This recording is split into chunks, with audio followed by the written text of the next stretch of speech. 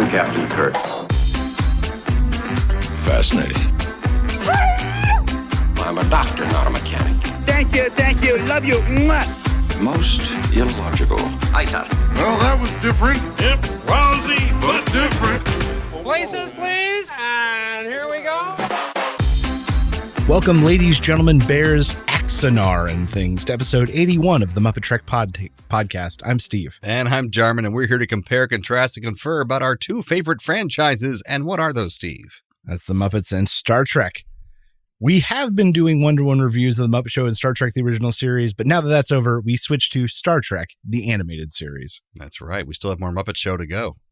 That's right. And tonight we're covering Muppet Show with special guest star Arlo Guthrie and Star Trek animated series episode Beyond the Farthest Star. That's right. Get excited for big changes. That's right. And Steve, so first tell us about who the hell is this guy Arlo Guthrie on the Muppet Show? Arlo Guthrie is an American singer-songwriter that was huge in the folk movement. He is the son of Woody Guthrie, who famously wrote This Land Is Your Land. That folk classic. I didn't make that connection until you just said that. Arlo's biggest hit is the 18-minute long Alice's Restaurant, a protest song against the Vietnam War draft that has since become a Thanksgiving standard. Like, the only standard Thanksgiving song is this song. I know that song. Okay, yeah. Yeah, that's him. And they even made a movie out of it at one point. But his highest song on Billboard ever was 138 or something. Oh. He never really had that giant Gitrontus hit and was very much sort of on the fringe of the folk movement. Gotcha. But what's he up to this week on the Muppet Show? Well, Kermit lets us know that we're going to have a down-to-earth, homegrown show.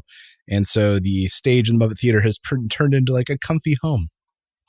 Winnie, some sort of bird backstage, is assisting the Swedish chef with a big family meal to go with it. Kermit reveals that the food's going to be catered, and the chef proceeds to break all the dishes until Kermit changes his mind.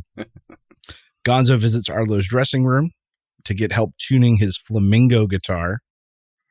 And Fozzie plans to do a Robert Frost poetry reading to try to class up the joint. On stage, Kermit introduces Arlo Guthrie, and we're taken into it like the home interior, where Arlo leads a slew of Muppets in the grocery blues about the woes of grocery shopping and getting nickel and dimed for everything. We then get a Muppet News flash. The agricultural report is in, and there's widespread dumping of bumper crops, and the anchor is pelted with car bumpers. Kermit introduces some cows, and they perform Elegance, a highfalutin song about being fancy, juxtaposed by the fact that it's being sung by cows. Up next, we visit the Swedish chef's kitchen for the first of 3 times. He's going to cook a turkey for the dinner. It's still fully alive, and he's literally going to spear it through the butt. And it gets wise and dodges at the last minute. Thank goodness. We get a countrified At the Dance with a fiddler providing the music and cowpokes attempting to follow the singer's increasingly confusing hoedown instructions.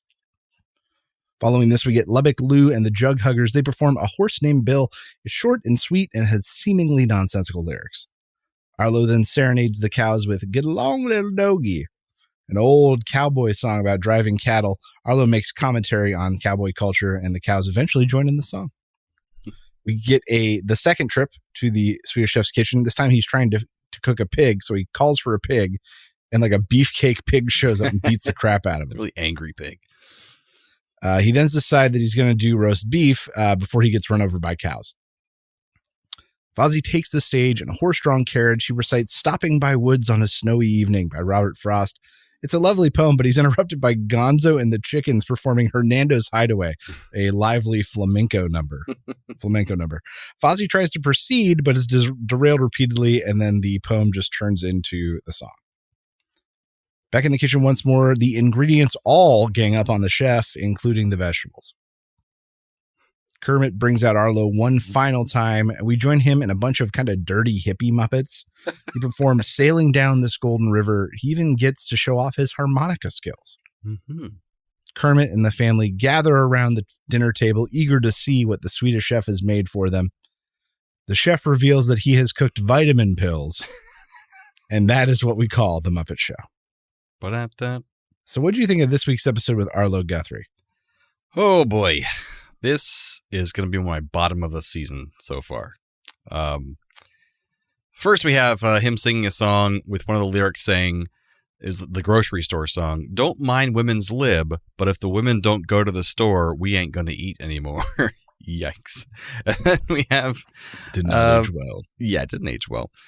I did like how the At the Dance segment was the same tune, but to the honky-tonk rhythm. That was pretty cool and creative of them. I like the At the Dance segment. I love that it was basically the Swedish Chef as the guest star for this episode. Kind of, yeah. He had a lot of screen time. I love Swedish Chef, and he had a lot of screen time. That was fun. But the problem was, Arlo Guthrie, I just don't think was very interesting or charismatic. He didn't even do a costume change. He wasn't even a very good singer. There's actually a character, you'll know probably who I'm thinking of, or a Muppeteer who sounds very similar to him, but sings much better. Do you know what I'm talking about? Because it's a character maybe? That one of the Muppeteers sings as a character in one of the bands or a couple characters and sounds similar to Arlo Guthrie, but sounds much better. I can't think of what Muppet it is. It's not Richard Hunt, because he's good, but he doesn't sound like Arlo Guthrie. You got to be talking about Jerry Nelson. Maybe. If I had to guess, you're talking about Jerry Nelson. It was a similar timbre, like the same sound of his voice was almost exactly the same, but just like much better quality of a singer. I'm like, so we just don't need Arlo Guthrie right here, right now. Fair. But the backstage stuff was really fun. And I like the rest of, basically everything the Muppets were doing were fun and good. But I just think he was terrible. He seemed like he was bored. I don't know. What do you think, Steve? Before I bash it too much. I think you're being too kind to this episode. Oh my gosh, good. Here's somewhat of agreement. There were a few good things. I like it when they take the entire show and set it around a theme. Right. I don't think this was successful execution of that. Yeah. 'Cause it didn't make any sense that the stage was suddenly a home. Yeah, they didn't explain why that was the case. It just kind of, okay. It was just strange. So good idea, bad execution. The one sort of shining in the whole thing was the countrified At the Dance. Yeah, I thought that was really which creative. was both funny. It took something we knew. It added the theme to it, even if it was not a great theme. But you can still hear the tune of the At the Dance song, which is kind of neat. I was like, oh, it's the At the Dance song, but honky tonk. That's pretty And you're cool. right. The Swedish Chef was also like might as well have been the main plot. He was the guest star. But Arlo Guthrie, maybe he was sick. In Get Along Little Doggy, he is flat the entire song. Bad. He sang not terribly. just parts or certain notes or anything like. He is flat the entire song. Yeah. And Steve and I aren't expert singers, but we went through chorus for a long time. We know what flat and sharp sounds when like instruments are playing one note and a voice is doing its own fucking thing. I can hear that at least. Exactly. You're right. He was uncharismatic. We missed out. Like we didn't see Piggy this week. Now, mind you, I'm willing to bet it was like, this was Frank's week off. No, she was in the very last scene. Right. But we didn't see any sketches with her, interactions with her. I'm not even sure she had lines. She had one line. It was really weird. She had one line. So it might have been somebody else doing her line, but she had that one line. So this feels like maybe it was a bye week for somebody. Yeah. But I agree. The numbers felt throwaway-ish. Every one of his songs, the same tempo, the same feeling, and he was wearing the same outfit for every damn song. It was just lazy for him. I don't know what the hell happened. But. And in Grocery Blues, they loaded the setup with whatnots instead of like Muppets we know, and the whatnots were so like ugly made. I didn't notice that actually. They just didn't look like they were put together right. It looks like all the eyes were too close to the mouths and noses were like it was to the point of distraction. The Are whole point of a whatnots whatnot basically is like they just placeholder Muppets? Is that what they call whatnots? Is that what that means? They're blank canvases and they can stick different eyes and noses on them. I didn't know that's what that wigs. was. Okay. Yeah, a whatnot. Gotcha. And that's how they make when they need like extra Muppets or Muppets in a specific theme. Totally. But they were just so oddly put together to the point of distraction. Like everyone phoned it in this episode, it feels like. Everything just, nothing came together right. Right. So in that regard, I agree. This is definitely bottom of the barrel for this season. And this has a very strong chance of like dethroning. Oh, it does. Yeah. Some of our longer running worst really episodes. Does. But not Rich Little, that piece of shit. Oh, the impression comedian. Yeah, that guy. That was pretty bad. All right. Well, music this week. You got Grocery Blues. It's an Arlo Guthrie original. It's from his 1976 album Amigo. And this is the album that peaked at 133 on the Billboard charts. Once again, to give you an idea of the popularity of Arlo Guthrie. Right. Elegance from the musical Hello, Dolly. Originally, the role of Dolly on Broadway was played by Carol Channing, and she is a Muppet Show guest later this season. I love Carol Channing. A Horse Named Bill. This is a traditional folk song from the Southeast. It was hard to find info about this. The most popular version was actually recorded in 1993 on a kids album titled Not for Kids Only, released by Jerry Garcia of the Grateful Dead and David Grisman. Random. But until 1993, I guess this was the most popular. Interesting. Get Along Little Dogies. It's an old cowboy song that some think derived from an old Irish ballad. First referenced by Owen Wister in 1893. Wister is often referred to as the father of Western fiction and really helped define a ton of the cowboy genre as we know it today. He wrote books about it that went back east, and so that's the opinions that people formed about what it was like. Interesting. Hernando's Hideaway by Jerry Rolls and Richard Adler. It's from the musical The Pajama Game. Yes. The show won 2 Tony Awards, one for its original production in 1954, and then one again in 2006 for Best Revival. Which had Harry Connick Jr. as the lead. Yeah. Sailing Down This Golden River. This is originally by Pete Singer, and this is from Arlo's 1979 album, Outlasting the Blues. This episode was filmed just weeks before the album released and aired a few months after. So this song is likely what he was here to promote. Yeah, that checks out. Yeah. So Jarman, in this just mess of an episode, what did you think the best Muppeteering moment was? I actually thought the cow number, what was the song name again? Elegance. I thought Elegance was delightful. It was fun, and that was very well done. That actually was like an upper moment for the episode, and I thought the cows dancing were pretty impressive and all the little solo moments they all had. So that was my favorite Muppeteering moment for sure. Yeah. Man, I didn't even think about that, but you're right. That was kind of a standalone number that would have been good in any episode. Yeah, exactly. So you're right. It was fine. It was like, okay, this is fun. This is cool. I loved the Swedish chef breaking dishes. Oh, I and just loved that bit of him up on the balcony, and just every time Kermit said something, he would just toss just armfuls of dishes. Out of despair and anger that he's not great. being the cook for the episode. But I want to know more about who the hell this bird is. Winnie? The bird kind of dressed like a nurse who's going to help the chef? I didn't even think about it, but is that a new person that we've never seen before? I don't think I've ever seen Winnie ever. Huh. Maybe in the background or something but I've never heard her referenced. What's the restaurant person's name? The woman who runs the restaurant in the back or whatever. Glinda? Okay, because we've seen her a few times. Wasn't she kind of bird-like? Maybe. I forgot what her name was, so I didn't know that's the same. Talk about a bit that came and went in season 3. I thought that was the same person. The lunch counter back there. Yeah. You might be right, but we only saw it a few times. So it's hard I figured she was the same person from that lunch counter or whatever back in the day, but you're right. We haven't seen her in a And while. that person kind of took the place of the old dressing woman, the wardrobe lady from early seasons. Oh, yeah, it was really creepy looking. Who would just give people sass. Man, there's a lot of characters that have come and gone. Well, yeah, they were there.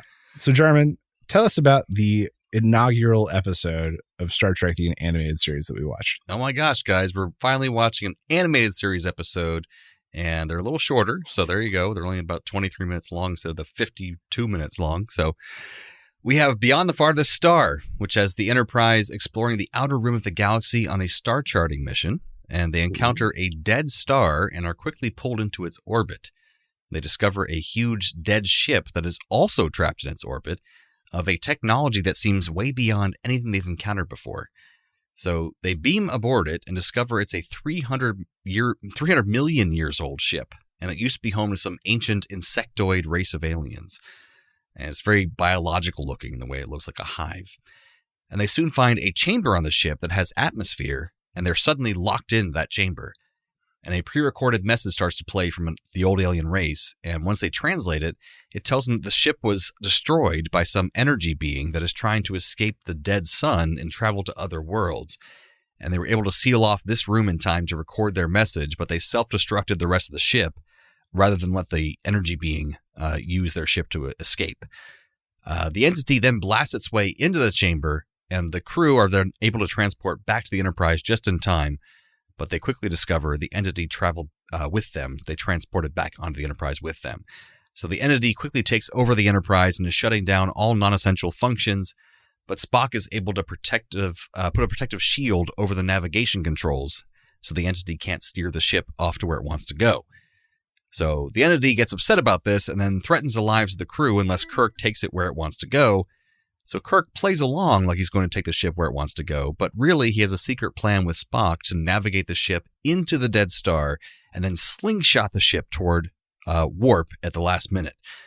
So the entity thinks they're going to destroy the ship as they're approaching the sun. He's like, oh crap. So it flees the Enterprise at the last second, going back into the Dead Star, and the Enterprise flies away to safety as the entity cries, begging them not to leave him alone again after he's been alone for 300 million years. And that is Beyond the Farthest Star. So, Steve, what do you think of this episode? The first animated series episode you've ever seen? I honestly wasn't sure what to expect with content and tone. Right. And I was pleasantly surprised overall. Things I liked, it moves better. And I think that's a result of the truncated runtime and them not having the time to go over things and explore scientific theories as readily. There was something very comforting about the fact that most of the original voices were there. Made it very familiar. Oh, yeah. Like moves you right into it.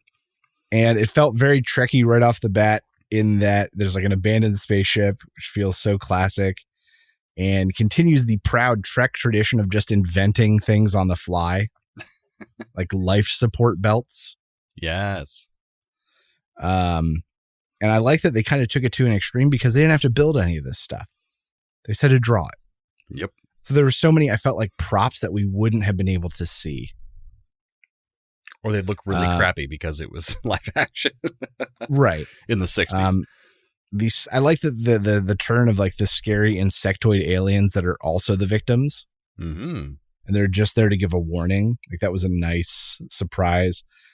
And once again, just them making things up. Like there was a cutter thing at one point and the belts. And I was like, oh, it doesn't matter because they can draw this stuff.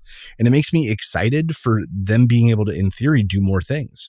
Yeah, that's very true. In the animated series that they could have ever possibly done in the original series. I think that's why this animated series isn't totally panned because the animation isn't great. But at the same time, they're able to explore things they could not explore in the original series, which is kind of fun. It's kind of neat. And what my impressions were, I watched this a long time ago all the way through, but watching it again, I just realizing it's not meant for small children because it's just too complex. Like they're using such scientific jargon that like kids would be like, this is boring as fuck, and they wouldn't watch it. Whereas like adults would be like, oh, this is cool. It's like original Star Trek. So that's my first impression I got like almost immediately with Spock rattling off like, technobabble. Like that just wouldn't work with kids. And we'll talk about the atmosphere belts later on because that's in the trivia section for sure. Yeah. Yeah, it was similar to other TOS plots that we saw before, but like bringing something back to the ship by mistake. And ancient races were wiped out and things like that. But I think it was told in a different, new, interesting, super science-y way, like you were talking about. So I think it was fun. And I said the same thing about the shorter format. I feel feels much snappier, much, more just entertaining because it was just like it went by real fast and it was like you had to pay attention to what was going on. And we can't rate this obviously against anything else because it's our first one. So that means it's the best one so far. It's the best one so far. Yeah. So generally was there much negative things you thought of? Once again, I thought them playing the trope of they accidentally brought something back on the ship. It's overdone. Yeah. But that's Star Trek. The laser colander in the sky at the bridge, the bridge protection, whatever. Yeah, that was a new thing. Was just one step too convenient. That this thing exists and can kill everyone in the bridge. And And then the thing that felt un-Star Trek-y about it was they ditched it on the dead star, but there was no further time to discover what it was really. Yeah. Or the implications. And that was maybe the negative side of feeling that time crunch.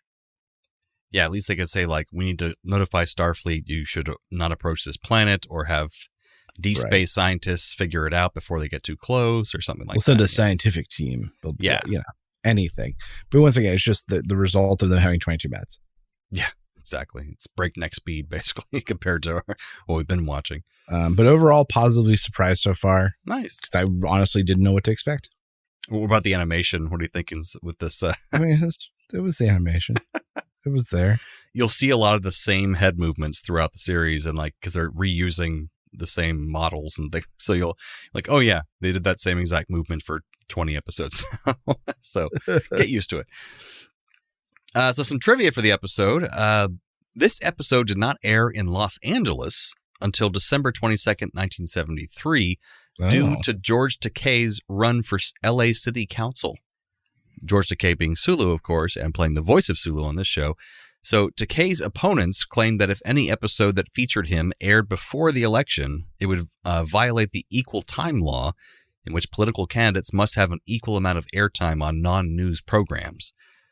So for that region, Star Trek The Animated Series Yesteryear, the next episode we're going to review, was the premiere episode of the series in LA because it didn't have Sulu in it.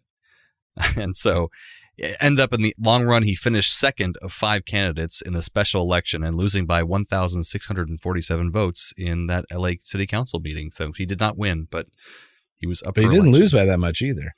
And I found by searching for this, you can find his posters, the original campaign posters with George Takei's face on them, running for city council. They sell online for about $50. So just saying that, folks, it's probably a fun thing to collect. And also in 2007, Paramount issued a statement that Star Trek, the animated series, was indeed canon.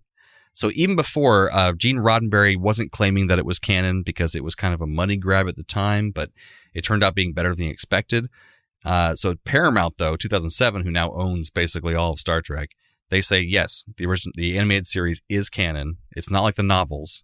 It actually is canon. It's part of the Star Trek universe. So you can go forward with that, and you'll see echoes of it once we watch the whole thing in Star Trek Enterprise, in the JJ Verse movies. They reference things in the animated series, so it's definitely part of canon. So some general show trivia, since we're first watching this series. According to Lou Scheimer, whoever the hell that is, there were never any ego problems between the cast members during recording sessions, although William Shatner and Leonard Nimoy had a tendency to count their character lines and complain when one of them had too many more than the other, which makes sense. Got it. So there was ego. There was some ego. The life support belts that we talked about earlier, they came about simply because the bulky spacesuits that they created in the Star Trek original series were too complex to draw. In the same way, the original series, the concept of transporters had come about the same way because it got the crew to the planet without the expense of filming a landing sequence every week. So, ironically, the belts were never adapted for the later live-action movies and television series because making the actors glow, like they do in the TV series when they wear the belt, was more expensive with visual effects. So it's actually, it was cheaper to put them in spacesuits in live action and less expensive to put them in the belts in the animated series. So the wonders of the future for budgetary reasons. Exactly. Originally, the series was not going to include George Takei, Walter Koenig, and Nichelle Nichols due to budget considerations. However, when Leonard Nimoy learned of this, not William Shatner, but Leonard Nimoy, he refused to join the cast unless his friends were included. And rather than lose the most popular cast member, Spock, Filmation, who made this show, Filmation is a long-going animation people after this, they agreed to sign on Takei and Nichols, while Walter Koenig, what's his face? Forgetting the name. Oh my God, the Russian character. Chekhov? He could not be included because of the budget. So he provided the script, though, of one of the episodes later on called The Infinite Vulcan. But you'll notice Chekhov is not in this series. So yeah, you won't see any Chekhov. Had the animated series continued for the full length they wanted it to, a series finale would have shown the Enterprise crew completing their 5-year mission and returning home to Earth with the Enterprise beginning its overdue refit that would be completed in the screen on Star Trek The Motion Picture in 1979. So it would have been a continuous, beautiful, just smooth transition, but they didn't quite get there. Because of the series' low budget, James Doohan, or guy who played Mr. Scotty, George Takei, Sulu, Nichelle Nichols, Uhura, and Majel Barrett, Gene Roddenberry's wife, and Nurse Chapel, they all voiced many of the extra crewmen, aliens, and guest characters that appear throughout the series. So you'll hear their voices playing other characters throughout the whole thing. And James Doohan, he voiced a total of 51 different characters on this series. So you'll hear his voice everywhere. Wow. He played Lieutenant Kyle or whatever who transported them over on this episode. Yeah, well, I saw it and I was like, wait, why does it sound like Scotty and have a mustache? At this moment, I was like, man, they really animated Scotty bad, huh? Which is weird because he's Canadian. He's not even Scottish, but they had him do a British accent for Kyle, which sounded too similar to Scotty. It was stupid. Like, I don't know why they did. Too similar. Yeah. Some episodes were based on scripts that were rejected by the live Star Trek The Original Series, and others that were unused for another reason. For example, that the live show ended before they could be filmed. So they basically got another chance to film more scripts they wanted to put in the original series into the show.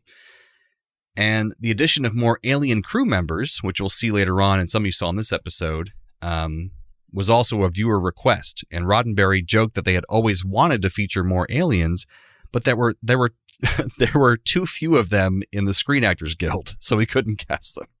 That's what he said. In reality, the animated format made it easier to depict more alien-looking characters. So you'll see... Oh, yeah, I'm sure. Yeah, cat characters, multi-armed characters later on in the animated series because they can do it. It's animation. And the last one, in the early pre-production of this series, Filmation, who made the series, proposed a group of space cadets who would each mirror the principal characters and serve as their sidekicks. So we'd have a bunch of teens that were basically the sidekicks of like Kirk and Spock, who would be the focus of this new series. While this concept was immediately rejected, the basic character concept would be used for the later Filmation live-action TV series Space Academy from 1977, which didn't do too well, but you can check it out. There's pictures. It's a live-action show that was going to be, it's basically what Star Trek, the animated series, was going to be, but crappy live-action show. Right. So anyways, that's our trivia for the whole series kind of thing coming up. So we won't have that long of trivia in the future, but just want to give that out there. But Steve, what were our Muppet and Trek connections for this week? Let's see. Both Arlo Guthrie and Leonard Nimoy appeared in a film called Massachusetts, A Special Place, a movie made specifically by the state of Massachusetts to attract film and tourism. What? And there's even a picture of them together at the premiere. They were in that together? Arlo was in a 1997 episode of the show Renegade, which I had never heard of, but apparently ran for 6 years. Huh. A regular on this show was actor Branscombe Richmond, who played Klingon Gunner number 2 in Star Trek III, The Search for Spock. Now that's a connection. That's a connection. But luckily, these were both basically the same episode, right? Oh, completely. I mean, how could you not see it? I mean, first we have the Swedish chef tries to do everything he can to take over animals and make a roast, just as the evil energy being is trying to take over the Enterprise to make its escape. Ooh, I like it. Both feature familiar characters in an unfamiliar surrounding. The Muppets turning the show and stage into a country home, and the Star Trek crew suddenly being animated. That's a very meta one. I like that. Yes. The evil energy being claims to be lonely, but violently overthrows every ship it meets. Just as Statler and Waldorf claim to hate the Muppet Show, but yet they come back for every performance. Week after week. Both feature situations where you expect one thing but get another.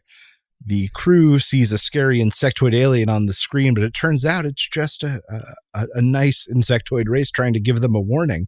Another victim. Just like Fozzie goes out to perform a cultured poetry piece and instead ends up performing flamenco music and an interpretive musical number. Very nice. Those were so similar. So similar. Bam. Oh, God, what's that? Transporter malfunction. Transporter malfunction. All right, it's the part of the episode where we transport one character from one episode to the other and vice versa. What you got for us, Steve? Trek to Muppets this week, I've got the green hazy life form coming over to play the role of the cloud of pot smoke surrounding Arlo Guthrie. I didn't even think about him being high. You just seemed tired, but you're right. He was high You're that so whole right. episode. You're so right. My God. All right, Star Trek to Muppets. I have the energy being, once again, taking the place of Arlo Guthrie, because just from his sad moaning at the end of the Star Trek episode, the like green space thing, I can tell he'd be a better singer than Arlo Guthrie. Right. You at least moaned in key. Yes, exactly. Muppets Trek, trading for the role of the big insectoid on the alien screen, I'm bringing in Gonzo. Because it would be really funny for the transmission to resolve, and it's Gonzo in his flamenco outfit with a dire warning. And he is an alien after all. And he is an alien. It all works. And Muppets to Star Trek, I have Arlo Guthrie would take the place of the dead star from the Star Trek episode. Because just like its gravitational pull sucks in and destroys everything that it gets near, his boring performances would suck and destroy all the happiness and fun in a room. No talent shall escape this place. Exactly. So I think that brings us to the end of episode 81 of the MuppeTrek podcast. Join us next time for the Muppet Show with special guest Beverly Sills. And not original series episode, animated series episode, Yesteryear. So from the lovers, the dreamers, and us, live long and prosper, everyone. Thanks for listening to the MuppeTrek podcast. Be sure to follow us on social media on Facebook and Twitter. Subscribe to us on Apple Podcasts, YouTube, Spotify, or your favorite podcast platform. This podcast has been brought to you by A Play on Nerds.